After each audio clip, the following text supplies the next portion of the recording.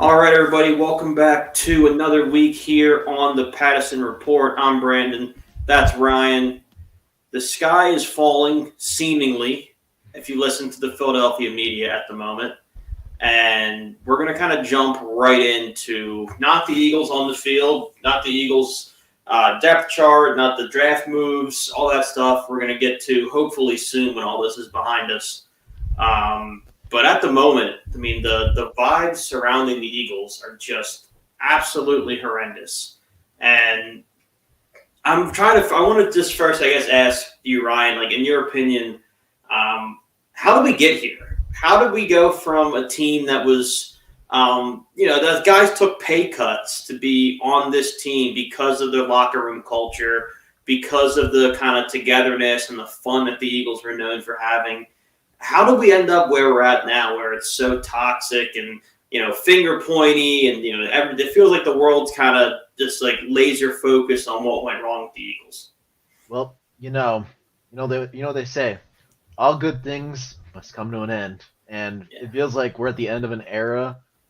I'm not saying any player's era. It just feels like the era of good times has come to an end, and they're having a good time doing all that winning last season, getting another Super Bowl, and then this season they were faced with hardships, and it all collapsed in front of them. And maybe it made them more serious. I don't know, but it's just one of those things where the downslope was never corrected, and now we're at the bottom of the valley at this point. Yeah, I think you're right. I think in bringing up one cliche, you actually kind of think shine the light on another one when you're saying that. We were doing all that winning. The culture was great and everything was fun. Winning solves everything. Like I do think as bad as things are now, and they're bad. Like we'll get into it with just some of the stuff we're not used to seeing from the Eagles team. But make no mistake, this team comes out next season and they run it up 5-1, 6-0, what have you, and they look like a really good football team. None of this is going to matter. We'll be right back to the good old times of 2022. This is what happens when you end a season losing, 6 out of your last 7 in an embarrassing fashion. People focus on you in the offseason. But the first report I kind of want to get your thoughts on was the one that I think for me was probably the most troubling. Derek Gunn, who's pretty well respected, like locker room reporter. I mean, there's the Inquirer guys, I don't believe. Anything Jack and Sports put out, I don't believe. But when Derek Gunn, kind of raises the alarm a little bit, that I actually take notice of. So what did you think of that report? And is that something to be legitimately concerned about? I have to look into it more, but I want to take a quick aside to say that, about the this is the only time I'm going to mention something else outside of Philly. Mm-hmm. But when you're losing and the pointing fingers comes out, look at all the stuff that Doc Rivers has been saying this past week. Oh, dude, it's so good. That's fantastic. But no, I'm honestly here's the thing. You might be the insider on Philly sports, but I don't know about this report, if I'm being honest. Okay, so I'll give you a quick rundown. So what basically it was yesterday afternoon or so, I kind of at the peak of all the fake reporting, I saw Derek Gunn put something out, and I was like, great. Here's the adult in the room. He's going to tell me everything's okay. Nope. And his report was, according to his sources, which I don't usually like to take people who don't name their sources, but with Derek Gunn, we kind of know who they are. I mean, all the players talk to Derek Gunn. So it's somebody in that locker room. Jalen's big contract proved to be more than he was expecting as far as like off the field and on the field expectations and getting pulled in different directions. And apparently, he didn't always handle the pressure that comes with a big contract the best, which you kind of saw where he wasn't the same guy. He was, he was pressing a little bit. He was kind of distant. Like you saw that on the field. A lot of that blame went straight to the knee, though.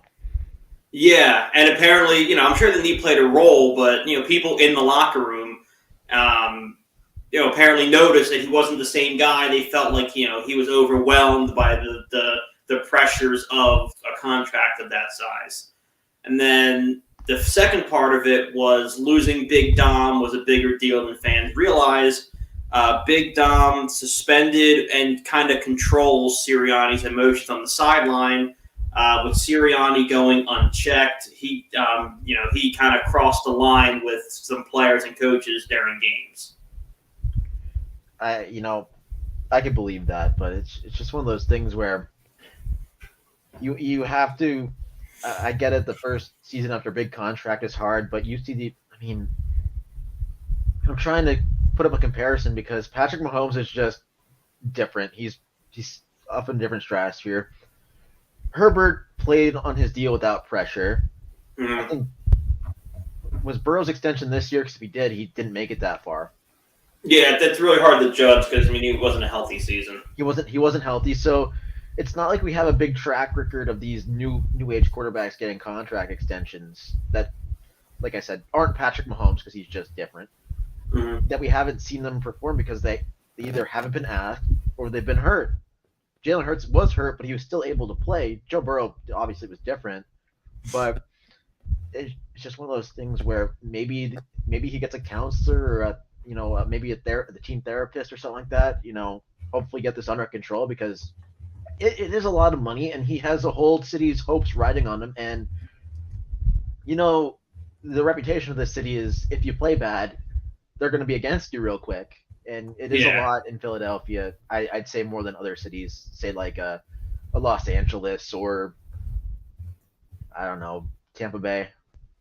Yeah, I think that I was almost kind of prepared for because the Philadelphia media is always going to kind of zero in on what's wrong with your team and what's bad. I think what surprised me with Jalen is how national it became and how many non-Philadelphia media outlets are kind of piling on. The one that comes to mind, of course, Chris Sims is always going to be a hater, so I'm going to take that into account. And then the other show, I think he's a joke, Carton. I've watched the show 2 or 3 times, and it is really just a bunch of nobodies throwing out hot takes, hoping something catches fire. But I think that has to weigh on Jalen a little bit, where you're not just hearing it from WIP, which we'll get to them in a second, but there's this fascination nationally of, Jalen's not who we thought he was. Jalen's not the real answer. There is a weird energy around him of everybody just hoping he fails. Yeah, more so than anyone else. And by the way, do I sound better? Yeah, you're good. I know what I did. My microphone wasn't on this thing. It was right here. Okay. I know I did that, so we're good now. But anyway, it is one of those things where everyone hopes to see he fails. I see memes of him more often of him being a robot after the games than I do of every other quarterback in the league outside of Patrick Mahomes, and that's just because he wins all the time. And he's a teammate who's dating Taylor Swift, so there's levels to that. But that's good camouflage. But I don't see it about Burrow. I don't see it about Herbert. I don't see it about those are the 2 guys I'm going to keep referencing because they're in his draft class. I don't see it about Jordan Love. It was his first season starting, and he did pretty decent. So, but it's just, I don't know, man. The media doesn't like him because he doesn't give the answers the media wants because he's just kind of, I don't know what to say because he's not a robot, but he just gives, it feels like prepared answers. Yeah, it's not clickbaity. It's not all all these different things. And I get it. Look, he didn't have a great year last year, but to see him listed on some of these quarterback lists, one I have behind Jordan Love, which I think is offensive at this point. No way. I know which list you're talking about. Yeah, that's just not somebody to be taken seriously. And I think in Kellen Moore's offense, I think you're going to see a revitalized Jalen next year. You're going to see a team that throws over the middle. Thank God. Team that throws over the middle. I think Kellen Moore's creative enough to get, to use Jalen in a way that other teams aren't expecting. I think, Brian Johnson kind of used Jalen as a crutch and, just he put in very basic play calls and hoped that Jalen could turn something, make something out of it. I think Kellen Moore is going to be much more creative. You're right. He'll use the middle of the field. He'll use motion a lot more. Hopefully Jalen's healthy, able to use his legs. So I think you're going to see a huge bounce back year. But that's even the on-the-field product we're going to have to wait to see. the off the field is what I'm most, kind of talking about today. Because, WIP had another hit piece, kind of, same thing about Jalen, but the Eagles in general. I think it was Joe DeCamara said, we overrated him. He had one good season. We overrated him. He's not as good as we said he is. And, there's just so much negativity surrounding the Eagles. Is there anything that can happen in the offseason that you think that can turn that tide, or is it going to take on the field winning next season? On the field winning, unless there's no guy in the draft like Jalen Carter last year that'll be like, oh, he's swung for the fences and, he's ready to put out a great team again this year. That we don't have enough money in free agency to do that either with all the contracts we have on the books for next year. I mean, we still have to solve this whole Hassan Reddick thing. That's still a cloud looming over us. I think he's asking for $25 a year. We don't have $25 a year. That's the problem. We have the cap space, but do we? Yeah. But next year books get tricky. Next year it gets tough. Right now we have $25 million cap space next offseason. Yeah, you're gonna have. Well, the prevailing wisdom is you get Devontae locked up this offseason. It would be the idea.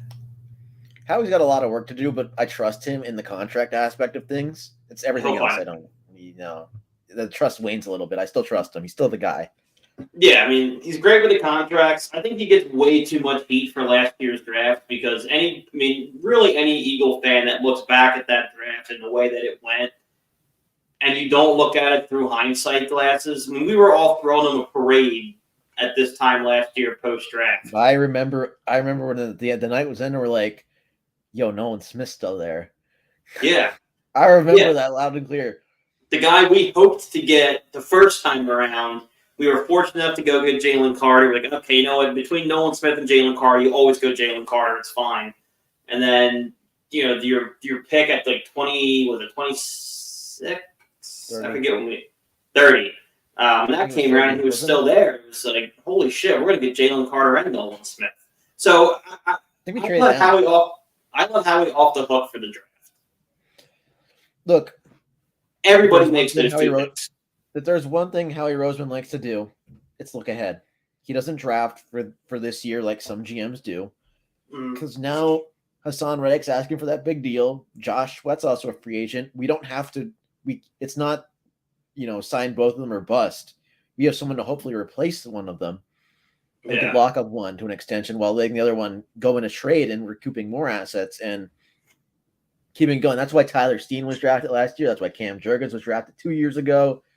Like, Howie's not a difficult, like, when you look at drafting, Howie's a guy you're like, I know what he's going to do, and I'm just going to have to accept it.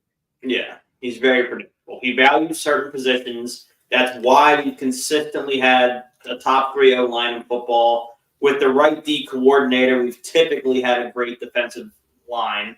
I mean, this year notwithstanding, but that was probably scheme related.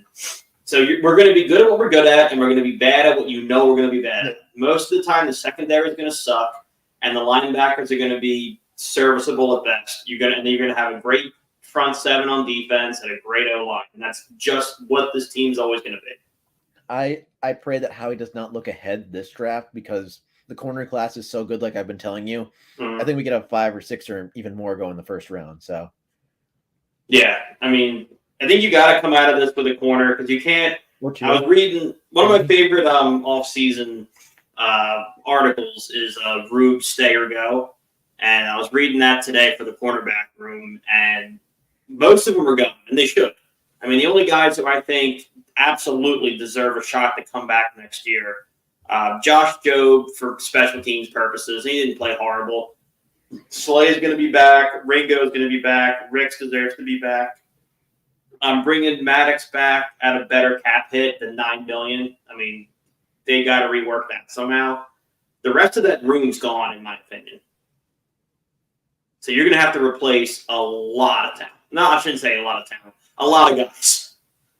There's going to be one starting piece that needs to be replaced in the form of Bradbury. Oh, I'm sorry. Isaiah Rodgers. My bad. Isaiah Rodgers is going to be – I think he might be back. Is he on a contract? Yeah. He was suspended last year, but he's back this year. Yeah, he was gambling. Yeah, Can't relate. I don't care, dude. He's like, I can't relate to that guy as I set my parlay for the night. He's a 3-year pro. No, he has a 3-year starter with. He's only 26. So I'm more than okay with that. He's pretty fast too, if I'm not mistaken. Yeah, I would like to see either him or Ringo win that job opposite Slay in my perfect scenario. You bring Maddox back in the lower cap hit, and that's a decent secondary.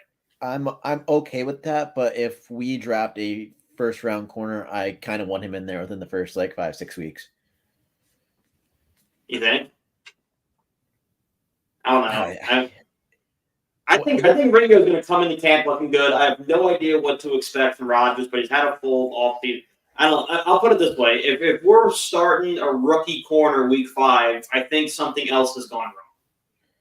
I think Howie's going to draft a round 1 cornerback no matter what. Like we said, like I just said, he looks towards the future. Even if Bradbury somehow comes back and survives this offseason, he's old. Slay's old. Yeah, you got to get one. I agree. If we're leaning on that corner already in week 5, then I think the plan didn't go the way it should. My biggest sneaky need for the Eagles this offseason is a third wide receiver.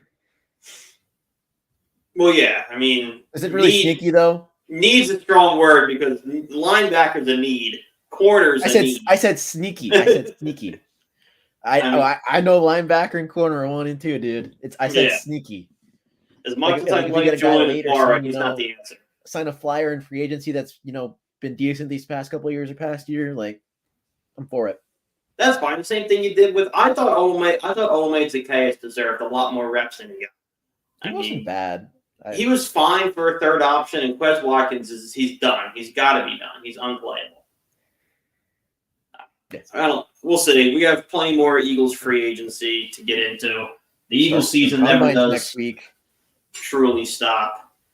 With the last 5 minutes or so of the show, the Sixers are in season, and I find myself forcing myself to talk about them, even though I love the Sixers, just slightly less than the Eagles.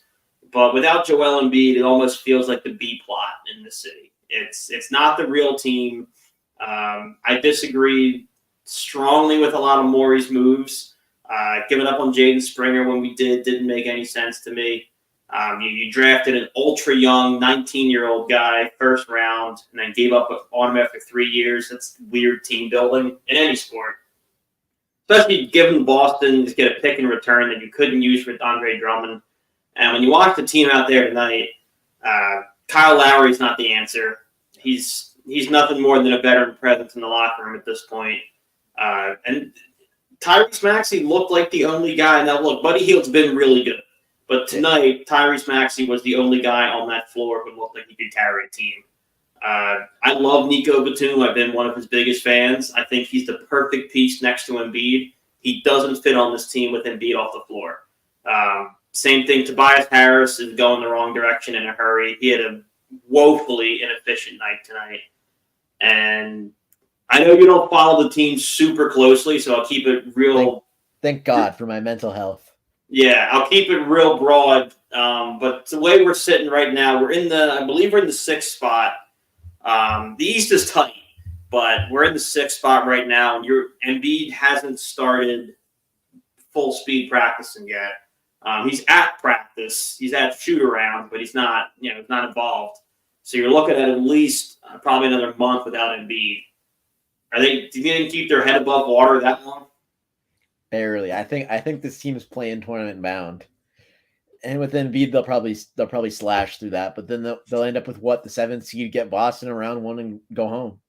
That's the tough part. Is if you want to stay out of that play-in, because Brian Windhorst had a really good point today, and from watching the team, especially watching pre-All-Star break, Buddy Hield and Maxey, with a healthy Embiid, this team's as good as it's ever been. We just have no idea what he's going to look like when he gets back, how much ramp-up time is going to be, and where we're going to be. I mean, I think if we can stay out of the play-in and keep a top 6 seed, if you get a healthy Embiid back with a 2-week ramp-up, this team can finally beat Boston, I think. We have a better coach than we've ever had. Buddy Hield kind of fills that J.J. Redick role what would have been the 2019 team would have had. Embiid's better than he's ever been. Nico Batum's a good fit. Like, I like this team a lot, but it all depends on the big fella. And I think you're right. If we end up in the play-in, you're out round one. Embiid's gonna need a series to get his legs under. It's so tough with where we're at. Like, all we know in Philadelphia is pain. Apparently, I mean, it's tough. I mean, you have a guy putting up the most efficient season we've ever seen, not from a center, from an NBA player. It's the most efficient NBA season ever. And he goes down with a meniscus tear. Middle of the season, where you can't really afford it. And, it could be another early exit. But if he can get, I'm telling you, if he can get back with a 2-week ramp up before the playoff starts, this team is going to be a serious problem for the East. You mentioned what Doc Rivers is doing to Milwaukee. I mean, they're on a meteoric fall. So I'm not worried about them. no. It's the Knicks in Boston. And right now we're in a different class from both teams. Didn't he say on a podcast? They're like, they picked up the phone. Doc's like, "Why are you calling me?" He said, yeah, it was something along those lines. They said, hey, what I forgot was he was a special advisor for the Bucks while he was doing his TV deal. And they called him and said, hey, look, we're planning to fire Adrian Griffin. And Doc said, I don't know why you're doing that. And they said, well, we're already doing it and we want you to replace him. At least dude's being honest. Yeah, well, again, this is all Doc's point of view. He is the best at, I had these impossible odds that nobody could succeed under, but we're gonna try. So I don't know how much I believe it, but have you been seeing all the memes that have been coming out about him? He said he predicted. He was like, I thought I knew Shai Gilgeous-Alexander was going to be this good, and then people pulled his box scores, and Doc would play him 7, 8, 9 minutes a night and just bench him. Like, I think my favorite one was Doc Rivers claims that he alerted the Romans before the wooden horse, before the horse. oh, good God! Yeah, he was like, I told him there was an army in there, but hey, nobody believed me. Nobody believed me. Doc Rivers is sometimes you have a king of cap. He is the king of cap in this current moment. He's on an all time. He's like speed running how many lies he can get off in a week's time. Yeah, dude. The PR tour he is on is next level. Otherworldly PR tour. Terrible for coaching. Yeah, not my fault. I'm so glad that J.J. Redick finally snapped and said something about it.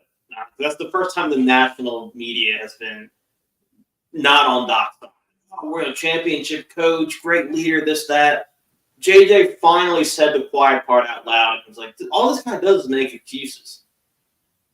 And he's right. Mm-hmm. I mean, I don't know. So we'll get. I wish. Not that I wish. I hope that Kevin Garnett, Paul Pierce, and Ray Allen and all those guys are getting gratuities from these contracts that Doc's getting. Dude, they got to get a cut because that's the only reason he's here. Bro, Doc had one of the greatest teams of all time. And one title. 3 Hall of Famers on the same roster, 1 title. You know what's gonna be even funnier when the Clippers win a title this season. Oh, and how cool would that be? I would love the Sixers to win it this year. Let's say the Clippers win it this year, the Sixers win it next year. Every team that Doc leaves wins the title after he leaves. That PR tour was legendary. I guarantee the first thing he's gonna say is be like, "Yo, my exit meetings, I told them they were gonna win without me." Yeah. Yeah. Well, they're still running what looks like my offense. So in a sense, I really built the foundation. Squad. Yeah, exactly. Well, Joel Embiid's still there, and I taught him everything he knows. Oh man! All right, well, that's it for tonight. I'm Brandon. That's Ryan. We'll see you next week here on the Patterson Report.